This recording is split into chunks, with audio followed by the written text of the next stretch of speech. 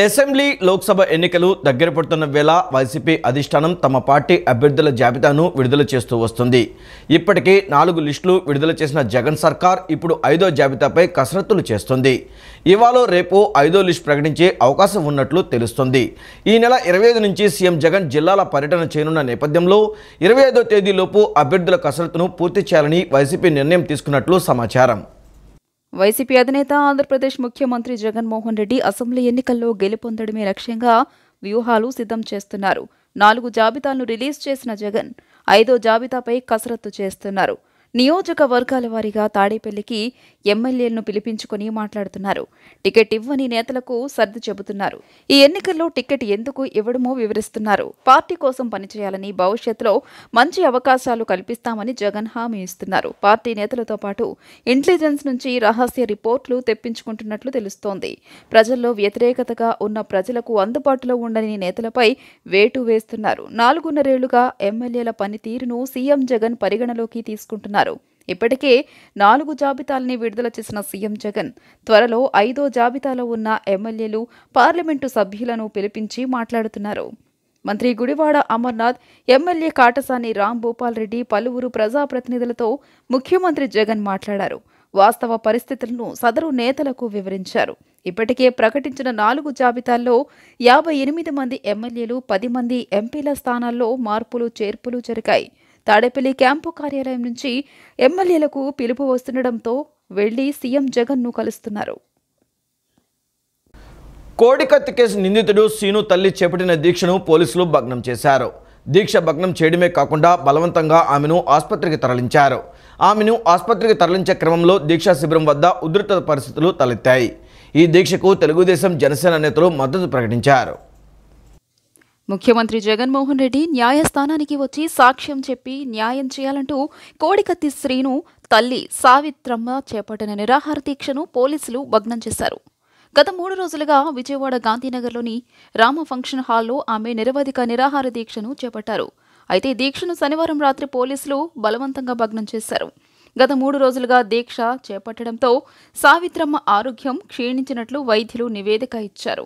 ఈ నేపథ్యంలో పోలీసులు, రెవెన్యూ అధికారులు పెద్ద సంఖ్యలో శిబిరం వద్దకు చేరుకుని దీక్ష విరమించాలని ఆమెను కోరారు. ముఖ్యమంత్రి జగన్మోహన్ రెడ్డి కోర్టుకు వచ్చి సాక్ష్యం చెబితేనే తాను దీక్ష విరమిస్తానని సావిత్రమ్మ పోలీసులకు తేల్చి చెప్పారు.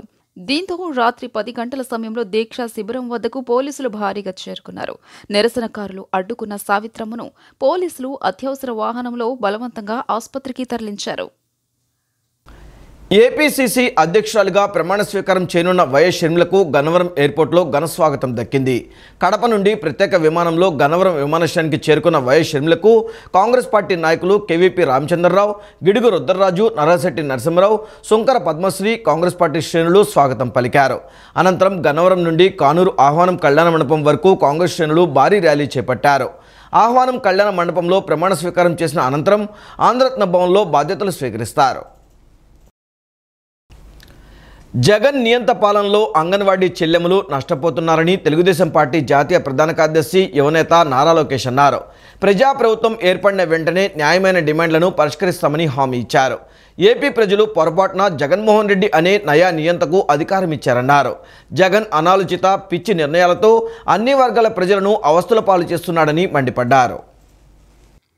రాజులు, రాజ్యాలు అంతరించిపోయాయి. ప్రజాస్వామ్యంలో ప్రజలు పొరపాటున 5 ఏళ్ల క్రితం జగన్ అనే నియంతకు అధికారమిచ్చారు. ఆయన అనాలోచిత పిచ్చి నిర్ణయాలతో అన్ని వర్గాల ప్రజలను అవస్థల పాల్చేస్తున్నారు అని టీడీపీ జాతీయ ప్రధాన కార్యదర్శి నారా లోకేష్ అన్నారు. ఎన్నికల సమయంలో ఇచ్చిన హామీలు నెరవేర్చాలంటూ 40 రోజులుగా అంగన్వాడీలు ఆందోళనలు చేస్తుంటే కనీస స్పందన లేకపోగా విధుల్లోకి చేరకపోతే ఉద్యోగాలు పీకేస్తామని సజ్జలతో బెదిరింపులకు దిగడం దారుణమన్నారు. ప్రభుత్వ మొండి వైఖరి కారణంగా ఇప్పటికే 2 అంగన్వాడీ చెల్లెమ్మల ప్రాణాలు అనంత వాయువుల్లో కలిసిపోయాయని లోకేష్ విచారం వ్యక్తం చేశారు. జగన్ అంగన్వాడీలపై ప్రయోగించిన ఎస్మా ఆయన పాలిట భస్మాసుర హస్తంగా మారబోతోందని లోకేష్ హెచ్చరించారు. ఎంతటి నియంత అయినా ప్రజాభీష్టానికి తలగొక తప్పదన్న చారిత్రక సత్యాన్ని గుర్తించలేని జగన్ మరో 3 నెలల్లోపే ఇంటికి వెళ్లడం ఖాయమని చెప్పారు. ఎన్ని ఇబ్బందులు పెట్టినా బెదిరిపోకుండా న్యాయమైన డిమాండ్ల సాధనకు ఆందోళన చేస్తున్న అంగన్వాడీలకు తెలుగుదేశం పార్టీ సంపూర్ణ మద్దతు ఇస్తున్నట్లు తెలిపారు. టీడీపీ జనసేన నేతృత్వంలో రాబోయే ప్రజాప్రభుత్వం అంగన్వాడీల న్యాయమైన డిమాండ్లను పరిష్కరిస్తోందని లోకేష్ హామీ ఇచ్చారు. డాక్టర్ బిఆర్ అంబేద్కర్ స్మృతివనాన్ని ప్రతి ఒక్కరూ సందర్శించాలని నగరపాలక సంస్థ కమిషనర్ స్వప్నిల్ దినకర్ సూచించారు. ముఖ్యంగా విద్యార్థులు అంబేద్కర్ చరిత్రలో జరిగిన ముఖ్యమైన ఘట్టాలను తనివితీరా చూడాలని అన్నారు. స్మృతివనం ఖచ్చితంగా ప్రజలందరూ సందర్శించే ఒక అద్భుతమైన ప్రదేశమని, కేవలం సంతోషం ఆనందం మాత్రమే కాకుండా విజ్ఞానం ప్రజలకు చేకూరుస్తుందని తెలియజేశారు. డాక్టర్ బిఆర్ అంబేద్కర్ స్మృతి వనాన్ని విజయవాడ నగరపాలక సంస్థ కమిషనర్ స్వప్నిల్ దినకర్ పుణ్కర్ పరిశీలించారు. ఈ సందర్భంగా విద్యార్థులతో ముచ్చటించి అంబేద్కర్ జీవిత విశేషాలను వివరించారు. ఈ సందర్భంగా ఆయన మాట్లాడుతూ డాక్టర్ బిఆర్ అంబేద్కర్ స్మృతి వనాన్ని సందర్శించాలని, ఆ మహాత్ముని మహోన్నత్యాన్ని తిలకించాలని సుహాసించారు. విజయవాడ నగరంలో ప్రతిష్టాత్మకంగా నిర్మించిన డాక్టర్ బిఆర్ అంబేద్కర్ స్మృతివనం ఖచ్చితంగా ప్రజలందరూ సందర్శించే ఒక అద్భుతమైన ప్రదేశమని, కేవలం సంతోషం ఆనందం మాత్రమే కాకుండా విజ్ఞానం ప్రజలకు చేకూరుస్తుందని తెలియజేశారు. ప్రజలందరూ ప్రత్యేకించి పిల్లలు డాక్టర్ బిఆర్ అంబేద్కర్ చరిత్రలో జరిగిన ముఖ్యమైన ఘట్టాలను తనివితీరా చూడాలని కమిషనర్ అన్నారు. అక్కడికి వచ్చిన చిన్నారులతో మాట్లాడుతూ డాక్టర్ బిఆర్ అంబేద్కర్ గురించి తెలుసుకోవడం ఎలా అనిపించింది అని అడిగారు. వారి జీవితాశయం ఏంటని అడగగా మేము మీలా ఐఏఎస్ అవుతామన్నారు. జై భారత్ నేషనల్ పార్టీ డిసెంబర్ 22వ తేదీన స్థాపించామని, ఇది ప్రజల నుంచి తీసుకొచ్చిన పార్టీ అని ఆ పార్టీ అధ్యక్షుడు జేడి లక్ష్మీనారాయణ తెలిపారు. ప్రజల్లో పుట్టిన పార్టీ కనుక రానున్న ఎన్నికల్లో అన్ని స్థానాలలో పోటీ చేస్తామని వెల్లడించారు. అంబేద్కర్ విగ్రహాన్ని ప్రభుత్వం నిధులతో ఏర్పాటు చేశారని అన్నారు. ప్రభుత్వ కార్యక్రమాలకు అన్ని రాజకీయ పార్టీలను ఎందుకు ఆహ్వానించలేదో ప్రభుత్వమే సమాధానం చెప్పాలని ఆయన స్పష్టం చేశారు. బందర్ రోడ్లోని ప్రైవేటు హోటల్లో ఏర్పాటు చేసిన విలేకరుల సమావేశంలో జై భారత్ నేషనల్ పార్టీ అధ్యక్షులు జేడీ లక్ష్మీనారాయణ మాట్లాడుతూ షర్మిల కాంగ్రెస్ పార్టీని ఏ విధంగా బలోపేతం చేస్తారో వేచి చూద్దామని అన్నారు. షర్మిల ఏ పాత్ర భూమికతో వచ్చారో నిరూపించుకోవాలని సూచించారు. షర్మిల ప్రచారం మొదలు పెట్టాక ప్రజలు దాన్ని ఎలా స్వీకరిస్తారో చూద్దామని అన్నారు. సుప్రీంకోర్టు తీర్పు ప్రకారం అంగన్వాడీలకు కనీస వేతనం 21,000 రూపాయలు ఇవ్వాలని కోరారు. గత 40 రోజులుగా దీక్ష చేస్తున్నా ప్రభుత్వం పట్టించుకోవడం లేదని ఆరోపించారు. అంగన్వాడీల ముఖ్యమైన డిమాండ్స్ పరిష్కరించడంలో ప్రభుత్వం వైఫల్యం చెందిందని మండిపడ్డారు. ఎస్మా చట్టం అంగన్వాడీలకు వర్తించదని అన్నారు. అంగన్వాడీలు చేసే పోరాటానికి జై భారత్ పార్టీ పూర్తిగా మద్దతు తెలుపుతుందని హామీ ఇచ్చారు. ఒక వ్యక్తిని 5 సంవత్సరాలు జైల్లో ఉండడం అనేది సాధారణంగా జరగదని అన్నారు. సుప్రీంకోర్టు ఖచ్చితంగా పరిశీలించి కోడికత్తి సీనుని విడుదల చేయాలని అన్నారు. కేస్ డిస్పోజల్ కూడా త్వరగా అవ్వాలని, అనేక రకాల కేసులు వేసి కేసును ఆలస్యం చేస్తున్నారని ఆయన పేర్కొన్నారు. అంగన్వాడీ వాళ్ళు పనిచేస్తున్న వాళ్ళు చాలా సున్నితమైన, సమాజానికి అతి ముఖ్యమైన పని వాళ్ళు చేస్తున్నారు. ఎందుకంటే ముఖ్యంగా గర్భిణీ మహిళలకు ఏదైతే పోషకాహారం కావాలో, వాళ్లకు వేళకు ఏ విధమైన మెడికేషన్ కావాలో ఇవన్నీ కూడా వాళ్ళు చూస్తుంటారు. అదేవిధంగా పుట్టిన చిన్నపిల్లలు కూడా వాళ్ళు పౌష్టికాహారంతో పాటు వాళ్ళ వ్యాక్సినేషన్ ఇవంతా కూడా చూస్తారు. అంటే యాక్చువల్గా మీరు అంగన్వాడీ అనే పదం తీసుకుంటే ఇది హిందీ పదం. ఆ పదానికి అర్థం ఏంటంటే మన ఇంటిలోనే మన సురక్ష, మన గడపలోనే మనకు సురక్ష అన్నది అంగన్వాడీ శబ్దం యొక్క ప్రభావం. వాళ్ళు ఎంతో చక్కగా పనిచేస్తున్నారు. యాక్చువల్గా మీరు చూసుకుంటే 2021లో సుప్రీంకోర్టు కూడా ఒక జడ్జిమెంట్ ఇచ్చింది సరోయు కేసులో. అందులో వాళ్ళు ఏమన్నారంటే మినిమం 21,000 రూపాయలు ఇవ్వాలి వాళ్ళకి. తర్వాత అంగన్వాడీ వర్కర్స్ ఎవరైతే ఉన్నారో వారికి మినిమం 10,000 రూపాయలు ఇవ్వాలని చెప్పి సుప్రీంకోర్టు నిర్ణయించింది. ఆ తర్వాత ఇండియన్ గ్రాట్యుటీ యాక్ట్ ఏదైతే ఉందో 1971 ఆ యాక్ట్ కూడా వాళ్ళకు వర్తిస్తుందని సుప్రీంకోర్టు చెప్పింది. ఇంత చెప్పినా కూడా రాష్ట్ర ప్రభుత్వం యొక్క ధోరణిలో ఏ విధమైన మార్పు లేదు. వాళ్ళు గత 40 రోజులుగా వాళ్ళు నిరాహార దీక్షలు చేస్తున్నారు. ఆ తర్వాత ఇప్పటికీ కూడా ప్రభుత్వం ఇంకా వాళ్ళ డిమాండ్స్ ఏవైతే ఉన్నాయో ముఖ్యమైన డిమాండ్స్, ఆ డిమాండ్స్ని ఖచ్చితంగా పూర్తి చేయాలని మేమంతా కోరుకుంటున్నాం. ఆ శిబిరానికి 3 సార్లు వెళ్ళాను. తర్వాత మంత్రి గారు బొత్స సత్యనారాయణ గారితో కూడా మాట్లాడడం జరిగింది. ఈ అంగన్వాడీ వర్కర్స్ ఎవరైతే చేస్తున్నారో అండి వాళ్ళ జెన్యుయిన్ డిమాండ్స్ ఉన్నాయి. సుప్రీంకోర్టు ఆదేశం కూడా ఉంది. కాబట్టి మీరు వెంటనే అమలు చేయాలి అన్న ధోరణిలో మాట్లాడడం జరిగింది. చూద్దాం ప్రభుత్వం ఏ విధమైన నిర్ణయం తీసుకోబోతుంది. ప్రజల గుండెల్లో ఎన్టీఆర్ చిరస్థాయిగా నిలిచిపోయారని బీజేపీ రాష్ట్ర అధ్యక్షురాలు దగ్గుబాటి పురంధేశ్వరి పేర్కొన్నారు. ఎన్టీఆర్ తన జీవితాన్ని సమాజంలోని పేదలకు అంకితం చేశారని అన్నారు. తెలుగువారి ఆత్మగౌరవాన్ని చాటి చెప్పిన వ్యక్తి ఎన్టీఆర్ అని తెలిపారు. ఆయన వ్యక్తి కాదని ప్రభంజనం అని పేర్కొన్నారు. పేదవాడికి పట్టెడన్నం పెట్టాలన్నదే ఆయన సిద్ధాంతమని, బడుగు బలహీన వర్గాల అభ్యున్నతి కోసం ఎన్టీఆర్ ఎంతగానో కృషి చేశారని తెలియజేశారు. రాష్ట్ర అభివృద్ధి ప్రదాత, సంక్షేమ సారథి ఎన్టీఆర్ అని ఆయన కుమార్తె బీజేపీ రాష్ట్ర అధ్యక్షురాలు పురంధరేశ్వరి పేర్కొన్నారు. రాష్ట్రం అభివృద్ధి పథంలో నడవడానికి కారణం నందమూరి తారక రామారావేనన్నారు. ₹2 కిలో బియ్యం, ఇళ్ల నిర్మాణాలు, మహిళలకు ఆస్తి హక్కు, హంద్రీనీవా కాలువకు రూపకల్పన చేసిన మహోన్నతుడని కొనియాడారు. దేశంలోనే ఒక తిరుగులేని నాయకుడిగా పేరు ప్రఖ్యాతులు తెచ్చుకున్న వ్యక్తి నందమూరి తారక రామారావని, అలాంటి మహనీయుడి విగ్రహావిష్కరణ తమ చేతుల మీదుగా జరుగుతున్నందుకు చాలా సంతోషంగా ఉందన్నారు. ఎన్టీఆర్ చనిపోయి 3 దశాబ్దాలు కావస్తున్న ప్రజల గుండెల్లో మాత్రం చిరంజీవిగా కొలువై ఉండడం పూర్వజన్మ సుకృతమని పురంధరేశ్వరి పయ్యావుల పేర్కొన్నారు. నందమూరి తారక రామారావు గారు పరమపదించి 28 సంవత్సరాలు అవుతున్నప్పటికీ కూడా నేటికి సైతం ప్రతి ఒక్క తెలుగువాడు వారి హృదయ పీఠిక మీద వారిని ప్రతిష్ఠించుకుని ఆరాధిస్తున్నారంటే వారి యొక్క గొప్పతనం ఏమిటో మనందరికీ కూడా అర్థమవుతుంది. నందమూరి తారక రామారావు గారు ఒక వ్యక్తి కాదు, ఒక ప్రపంచం అని చెప్పి మనం అందరం కూడా గుర్తించాలి. తెలుగు చలనచిత్ర పరిశ్రమలో వారు ఉన్నన్ని రోజులు కూడా మరి అక్కడ ఉన్నటువంటి పరిశ్రమలో ఉన్నటువంటి యాక్టర్స్ కావచ్చు, వారందరికీ గౌరవాన్ని ఇనుమడింపజేసే విధంగా వారి వ్యవహార శైలి ఉండేదని చెప్పి అందరూ కూడా కొనియాడేటువంటి వారని మనకు తెలియడం మాత్రమే కాకుండా అన్నితర సాధ్యమైనటువంటి పాత్రల్లో పోషించారు అని చెప్పడం కాదు, జీవించారు అని చెప్పడం అది చాలా సమంజసంగా ఉంటుంది. ఎందుకంటే నేటికి సైతం కళ్ళు మూసుకుని రాముడు కృష్ణుడు అని కనుక మనం స్మరించుకున్నట్లయితే మన కళ్ళ ముందు సాక్షాత్కరించేది ఆ నందమూరి తారక రాముడి రూపమే.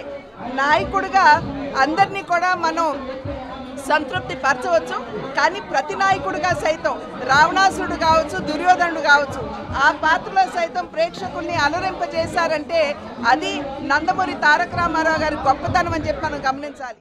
పార్టీ మారాలని ప్రయత్నం చేస్తున్నారు కాబట్టే పెనమలూరు ఎమ్మెల్యే పార్థసారథి ప్రభుత్వంపై విమర్శలు చేస్తున్నారని డీసీఎంఎస్ చైర్మన్ పటమట స్నిగ్ధ మండిపడ్డారు. నిజంగా సమస్యలు ఉంటే అధికార పార్టీ ఎమ్మెల్యేగా ఉండి ప్రభుత్వం దృష్టికి ఎందుకు తీసుకుని వెళ్లలేదని ప్రశ్నించారు. రైతు సంక్షేమం కోసం పనిచేస్తున్న ప్రభుత్వంపై వ్యాఖ్యలు చేయడం సరైంది కాదని పేర్కొన్నారు. పెనమలూరు ఎమ్మెల్యే పార్థసారథి రాజకీయ ఊసరవెల్లిలా మాట్లాడుతున్నారని డీసీఎంఎస్ చైర్మన్ పడమట స్నిగ్ధ మండిపడ్డారు. లబ్బిపేటలో డీసీఎంఎస్ కార్యాలయంలో ఆమె మాట్లాడుతూ ప్రభుత్వం అనాలోచిత నిర్ణయాల వల్ల రైతులు నష్టపోతున్నారని పార్థసారథి చేసిన వ్యాఖ్యలు ఖండిస్తున్నట్లు చెప్పారు. పార్టీ మారుతున్నారు కాబట్టి ఇలాంటి వ్యాఖ్యలు చేస్తున్నారని వెల్లడించారు. గత 4.5 ఏళ్లు ఎమ్మెల్యేగా ఉన్నారు. నిజంగానే సమస్యలు ఉంటే ప్రభుత్వం దృష్టికి ఎందుకు తీసుకుని వెళ్లలేదని ప్రశ్నించారు.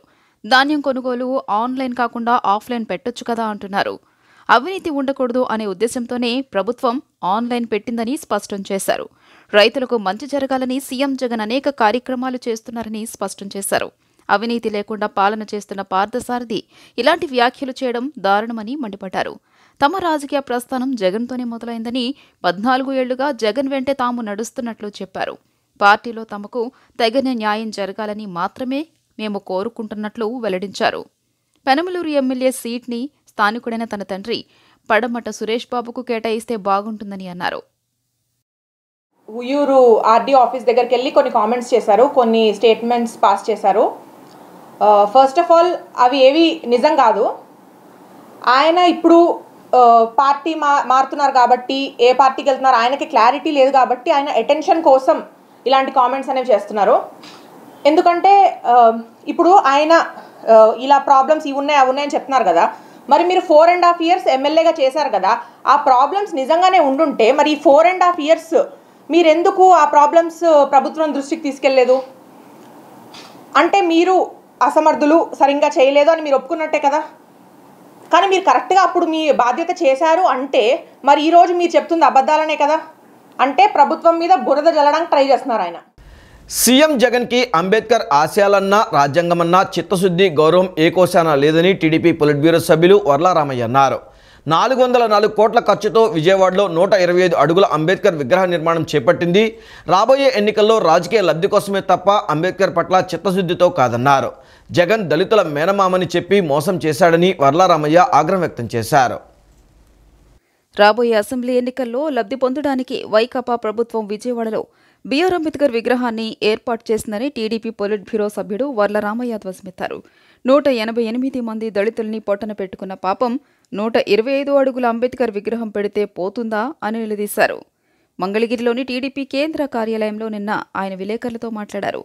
వైసీపీ పాలనలో 28,000 కోట్ల రూపాయలు ఎస్సీ సబ్ ప్లాన్ నిధులు మళ్లించారని ఆరోపించారు. 6,000 మంది దళితులపై దాడులు జరిగాయని, పలువురు దళితులు హత్యకు గురికాగా మరికొందరిపై హత్యాయత్నం జరిగిందని గుర్తు చేశారు. కోడికత్తి డ్రామాలో అమాయకుడైన దళిత యువకుడు శ్రీనివాస్ చేయని నేరానికి 5 ఏళ్లుగా శిక్ష అనుభవిస్తున్నాడు అని ఆయన మండిపడ్డారు. ఎన్నో వరాలు ఇస్తాడు, దళితులను అగ్ర పీఠాన కూర్చోబెడతానని చెబుతాడు. కానీ చేతల్లోకి వచ్చేటప్పటికి తద్భిన్నంగా అధోపాతాలానికి అణగదొక్కుతున్నాడు. జగన్మోహన్ రెడ్డి గారు దళితుల విషయంలో ఆయన మాట వేరు, ఆయన చేత వేరు అని చెప్పడానికి చాలా బాధపడుతూ ఉన్నా. నమ్మారు దళిత వర్గాలు ఈయన మాటలు. 2019 ఎన్నికల్లో నా ఎస్సీలు అన్నాడు, నా మేనమామలు, నేను మేనమామల్ని మీకు అన్నారు, మీరు నాకు మేనమామలు అన్నారు. ఏదో అర్థం కాని రీతిలో మాట్లాడి అందరినీ భ్రమ పెట్టి మోసం చేసి మాయ చేసి దళిత ఓట్లు దండుకొని అధికారంలోకి వచ్చిన జగన్మోహన్ రెడ్డి గారు అధికారంలోకి వచ్చిన తర్వాత ఈ వర్గాలను ఈసడించుకుంటున్నారు. ఆయన అధికారంలోకి వచ్చిన తర్వాత దాదాపు 6,000 దాడులు జరిగినాయి దళిత వర్గాల మీద. 6,000 పైన రికార్డు అయినవి. అవి నోటి మాట కాదు. 188 మంది దళితులు హత్యగావించబడినారు డిఫరెంట్ ప్లేసెస్లో throughout the.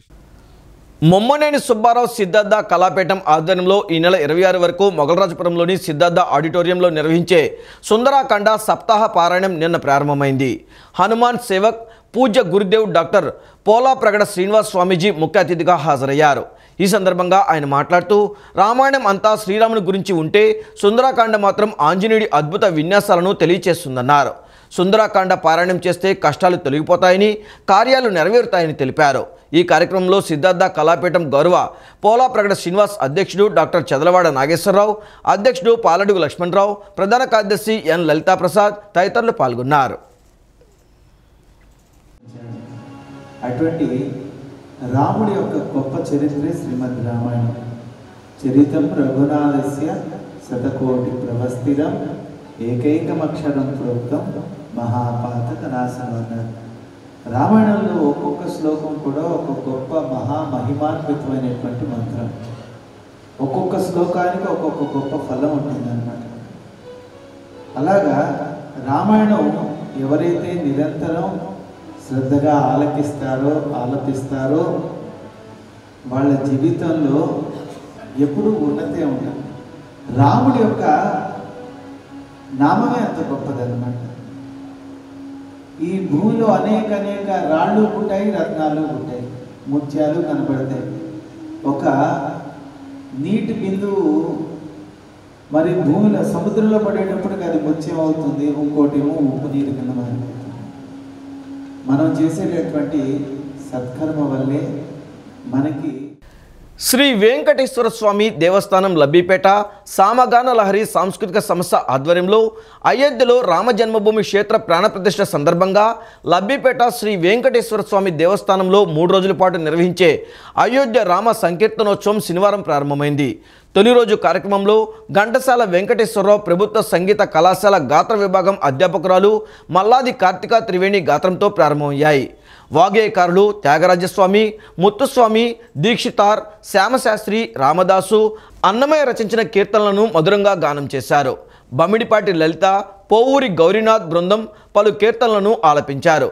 BV Durga Bhavani, Sadhguru Charan వాద్య సహకారం అందించారు. పునరపి జననీ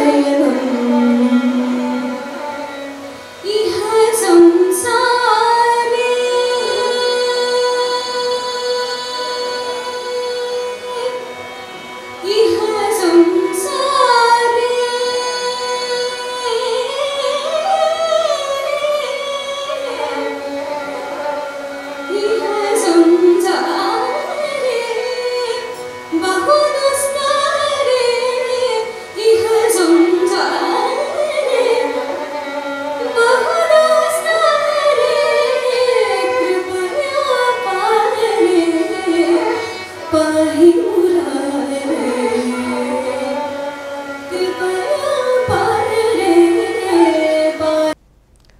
వార్తలు ఇంతటితో సమాప్తం. నమస్కారం.